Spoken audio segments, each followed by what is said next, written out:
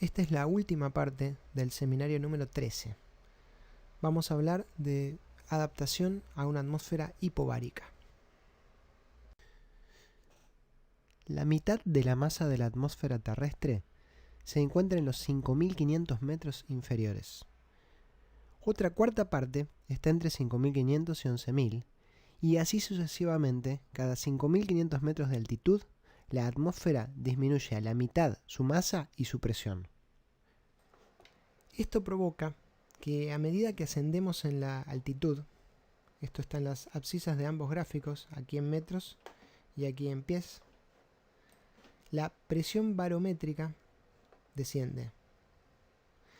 La presión de oxígeno, presión parcial de oxígeno en la atmósfera, que es una fracción de la barométrica, también desciende. Y la saturación arterial de oxígeno, saturación de la hemoglobina, también desciende. En azul es respirando aire, en rojo respirando oxígeno al 100%. Si tomamos un ejemplo, una altura de 3.000 metros, que es 10.000 pies, y aquí estaría a mitad de camino entre Ciudad de México, que tiene 2.250, y La Paz, que tiene 3.400 y monedas, más o menos por acá. A nivel del mar, la presión barométrica es 760 milímetros de mercurio, genera, si el aire está seco, una presión de oxígeno de 159, una presión arterial de oxígeno de 100 milímetros de mercurio aproximadamente, y una saturación de la hemoglobina en el orden del 97, 97.5 a nivel arterial. En sangre venosa, la presión de oxígeno es 40 milímetros de mercurio y la saturación de la hemoglobina 75, más o menos. 70-75. A 3.000 metros, la presión de oxígeno cae a alrededor de los 115 milímetros de mercurio. La presión barométrica está en el orden de los 550 más o menos. Esto genera que la presión arterial de oxígeno caiga en el orden de los 60 milímetros de mercurio, con la hemoglobina saturada al 88. Dañamos por acá más o menos, en estos 10.000 metros. La presión venosa de oxígeno cae al 33% y la hemoglobina está saturada al 65.5. En estas condiciones tenemos la misma diferencia en el contenido arteriovenoso de oxígeno, pero hay mucha más diferencia arteriovenosa de presión parcial a nivel del mar con respecto a 3.000 metros. La diferencia en la hemoglobina es lo que compensa y hace que la extracción sea similar y la diferencia de contenido arterial y venosa sea la misma. La presión barométrica desciende. Pero, ¿qué es lo que pasa con la presión inspirada de oxígeno? Recordemos que calculamos la presión inspirada de oxígeno multiplicándole la fracción inspirada de oxígeno a esa presión que resulta de restarle a la presión barométrica la presión de vapor de agua. Esto se debe a que dentro de las vías respiratorias el aire está saturado de vapor de agua. El aire es humedecido al ingresar al cuerpo, y si está en equilibrio de presiones con el exterior, la presión total dentro de las vías respiratorias debe ser la misma que en el entorno. Pero al estar saturado de vapor de agua, las presiones parciales de los gases atmosféricos van a ser menores dentro de las vías respiratorias. Recordemos que el aire húmedo es menos denso que el aire seco, porque el vapor de agua es más liviano que el aire. La presión de vapor de agua depende de la temperatura corporal, y como somos individuos que termorregulan, la temperatura corporal y por ende la presión de vapor de agua debería ser la misma a nivel del mar que en la cima del monte Everest. A 37 grados de temperatura corporal, el vapor de agua ejerce una presión de 47 milímetros de mercurio a cualquier altitud, y no importa cuánto descienda la presión barométrica, para calcular la presión inspirada de oxígeno siempre vamos a tener que restarle los mismos 47 milímetros de mercurio. Esto proporcionalmente va a ser cada vez mayor a medida que ascendamos. La fracción correspondiente al vapor de agua va a crecer con la altitud. Esto va a determinar que la presión inspirada de oxígeno va a ser cada vez más baja y con ella la presión alveolar de oxígeno. ¿Cómo responde nuestro organismo a esta situación? Los quimiorreceptores periféricos van a detectar hipoxemia, estimulando un aumento en la ventilación. ¿Qué es la hipoxemia? Llamamos hipoxemia a una disminución en la presión arterial de oxígeno. Los valores que la definen son variables según el autor, pero el límite en general está en 80 milímetros de mercurio y esto suele generar una saturación de la hemoglobina de 90%. Esto es variable según el nivel de afinidad que tenga la hemoglobina por el oxígeno, que puede cambiar en las diferentes situaciones que generan la hipoxemia. Recordemos que a los quimiorreceptores periféricos la hipoxemia les generaba el cierre de canales de potasio, lo que hacía que las células se despolaricen. Esta despolarización aumentaba el nivel de descarga del nervio por las aferencias, lo que a su vez generaba un aumento en la ventilación. Entonces, ¿cuál sería la respuesta integrada a esta situación? Tenemos ya claro que al descender la presión barométrica disminuye la presión inspirada de oxígeno y con ella la presión alveolar. Con la presión alveolar disminuye la presión arterial de oxígeno. La presión arterial de oxígeno en una situación cualquiera ácido-base va a generar que los cuerpos carotídeos, los quimiorreceptores periféricos, aumenten su nivel de descarga y fomenten un aumento en la ventilación alveolar. La ventilación alveolar, a medida que aumenta, va a disminuir la presión de dióxido de carbono exponencialmente. ¿Y qué es lo que pasa con esa disminución de dióxido de carbono en la célula glómica y también qué es lo que pasa con la respuesta de los quimiorreceptores centrales? ¿Y baja la presión de dióxido de carbono? ¿Tenemos hipoxemia con hipocapnia? ¿Cómo es la situación? Bueno, para eso hagamos un ejemplo hipotético. Supongamos que estamos en un avión a 5.500 metros de altitud y que ese avión está presurizado a 760 milímetros de mercurio. O sea, es un avión que está presurizado como a nivel del mar, cosa que yo creo que no existe, pero vamos a suponer por cuestiones didácticas. Estamos ventilando aire a presiones similares a nivel del mar y nuestros valores de gases en sangre son normales. Súbitamente saltamos al vacío, al exterior. Y esto hace que bruscamente empecemos a ventilar un aire con una presión inspirada de oxígeno menor a la mitad de la que veníamos ventilando. A 5.500 metros la presión barométrica es justo la mitad.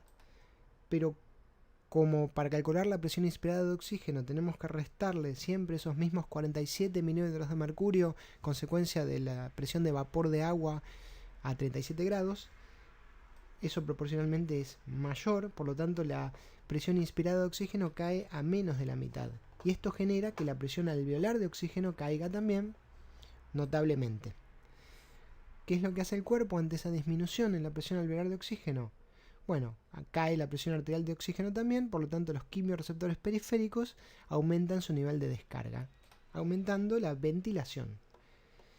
Este aumento en el ritmo ventilatorio viene bien, mejora la cantidad de oxígeno en los alvéolos y genera una disminución en la presión alveolar de dióxido de carbono, alveolar y arterial.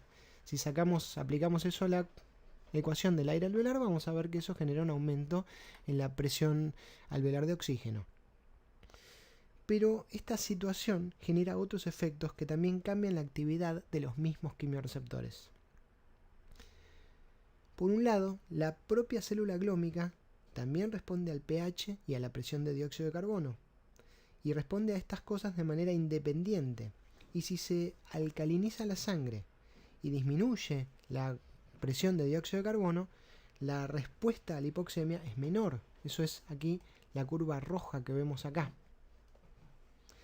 Además, también están los quimiorreceptores centrales. Los quimiorreceptores centrales no sensaban la concentración de oxígeno o la presión de oxígeno. Ellos eran sensibles a los cambios en el pH del líquido circundante que tenían, que era un líquido que estaba por dentro de la barrera hematoencefálica en el sistema nervioso central. Y la manera más eficiente para estimularlos era la acidificación del líquido circundante. En este caso, el líquido circundante se está alcalinizando, y la mejor manera de cambiar el pH de este líquido era con cambios en la concentración del dióxido de carbono. Recordemos que los hidronios no atravesan la barrera hematoencefálica, en cambio el dióxido de carbono sí. Por lo tanto, ante esta alcalosis respiratoria que está ocurriendo, el líquido cefalorraquídeo se está alcalinizando, lo que hace que estas células estimulen una disminución en la ventilación. Por lo tanto, el cuerpo no puede hiperventilar todo lo que necesitaría para llevar los valores de la presión alveolar de oxígeno y la presión arterial al nivel deseable. Obviamente, esta situación de saltar al vacío en el avión no va a durar mucho tiempo y no va a permitir compensar esto. Pero si uno está unos días en la altura, hay mecanismos compensatorios en diversos sistemas que van permitiendo que ese pH del líquido cefalorraquídeo se acidifique un poco, permitiendo menor influencia de los quimiorreceptores centrales, que recordemos que cuando los valores estaban alrededor de la normalidad eran los más influyentes. Y también a nivel renal, el pH de la sangre, que también está alcalino, va a ser acidificado por mecanismos de compensación renales. Esto va a tardar un tiempo y, en definitiva, si podemos aclimatarnos a la altura, vamos a poder hiperventilar cada vez un poco más, porque la consecuencia sobre los niveles de dióxido de carbono y el pH de la sangre va a ser compensada por otros sistemas. Entonces, ¿cuáles son los mecanismos adaptativos que el cuerpo pone en marcha frente a una atmósfera hipovárica? De manera inmediata, hiperventilamos. Esa hiperventilación es gatillada por la hipoxemia y, como ya vimos en esta clase, vamos a necesitar unos días para que sea óptima. Hay que compensar esas alteraciones ácido-base que no me permiten hiperventilar todo lo que debería. También va a haber un aumento en el tono simpático, en general, que va a aumentar el volumen minuto, va a generar broncodilatación. Todo esto aumenta el flujo convectivo a ambos lados de la barrera hematoalveolar. Obviamente los diferentes órganos del cuerpo también van a adaptar su funcionamiento a las condiciones, y la idea es que los órganos principales mantengan el nivel necesario de flujo para sobrevivir, para que el organismo se pueda ir adaptando. Pero si contamos con más tiempo, se pueden ir gatillando otros mecanismos. Estos mecanismos requieren mucho más tiempo para ser óptimos, y en algunos casos también están limitados por la predisposición de cada uno, por la genética, la edad, el momento de la vida y la salud que tengamos. En general puede aumentar el hematocrito. La utilidad de aumentar el hematocrito es que hay más glóbulos rojos, por lo tanto la sangre puede transportar más oxígeno. Y ante la misma presión de oxígeno, una persona con más hematocrito tiene más contenido arterial de oxígeno. También, si tenemos más tiempo y ya estamos metiéndonos con las posibilidades de cada uno, puede aumentar la superficie de difusión pulmonar total. O sea, puede haber angiogénesis a nivel pulmonar de manera tal que el tamaño del área de intercambio es más grande, por lo tanto el flujo difusivo también lo es. También los tejidos pueden tener más superficie para que esa sangre pueda difundir y entrar a las células. O sea, un tejido con más vasos, más capilaridad, puede extraer más oxígeno de la misma sangre. Y también las enzimas oxidativas a nivel de las células pueden mejorar de manera de poder sobrevivir con niveles de oxígeno más bajos. Una persona adaptada a la montaña puede tener un cerebro que anda perfectamente bien con presiones de oxígeno que serían incompatibles con la vida de una persona adaptada a nivel del mar. Para que todo esto se lleve a cabo, necesitamos mucho tiempo y en muchos casos también una genética que ha sido seleccionada por generaciones sobreviviendo a esos niveles de altitud. En este gráfico podemos ejemplificar a lo que se puede llegar gatillando esos mecanismos adaptativos. Aquí estamos graficando en las ordenadas la cantidad de oxígeno en sangre, o sea, el contenido de oxígeno, versus la presión de oxígeno en la sangre. La curva roja es una persona residente de la montaña, aclimatada a la montaña y que está en la montaña. Y la curva azul es un residente de nivel del mar, aclimatado a nivel del mar y que está a nivel del mar. Las cruces muestran los puntos de las presiones venosas y arteriales de uno y otro.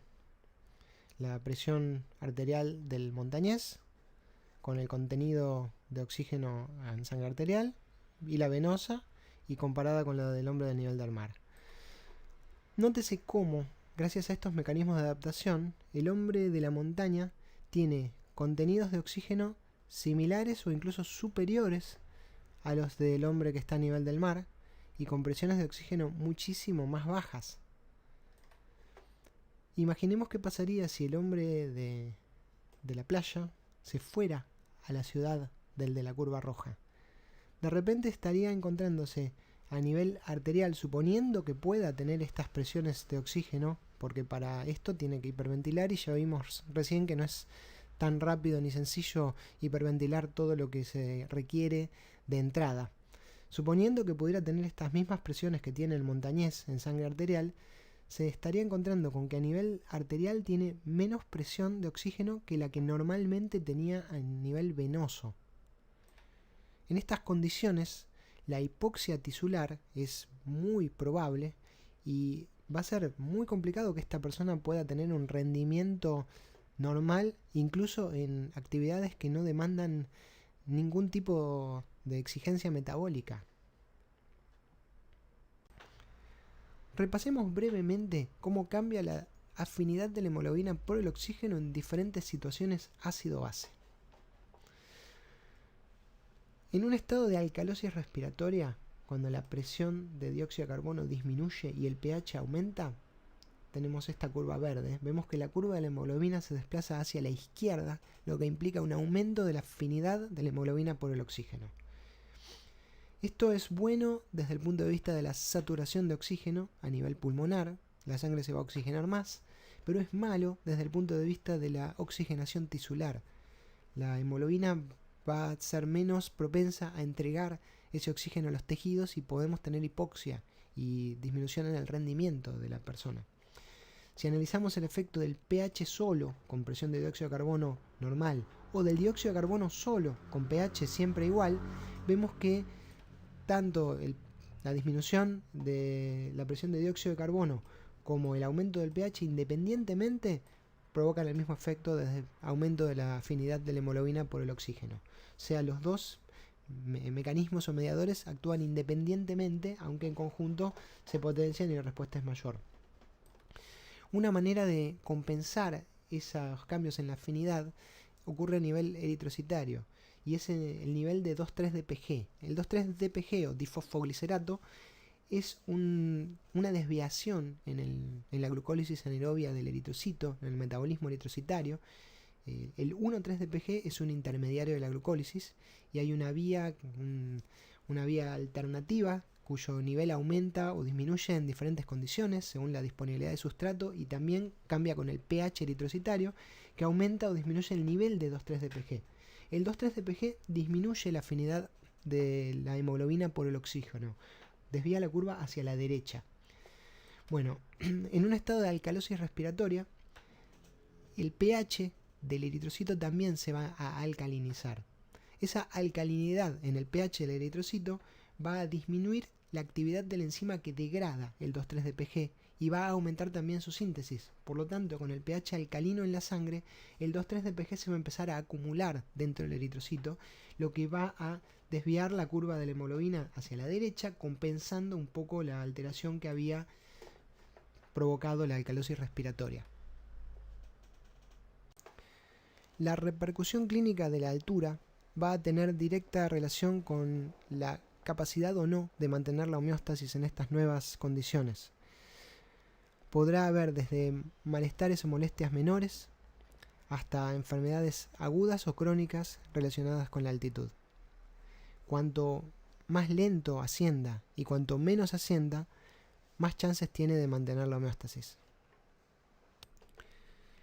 El mal agudo de montaña es la consecuencia en la falla de la aclimatación correcta. Al ascender en una montaña, la presión barométrica disminuye.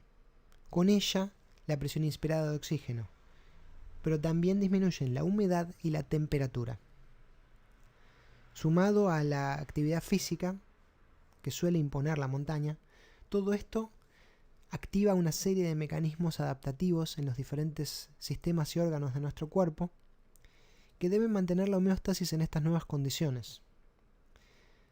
Esto requiere un tiempo y cambia según los individuos, y la falla en estos mecanismos origina una serie de signos clínicos que componen el mal agudo de montaña.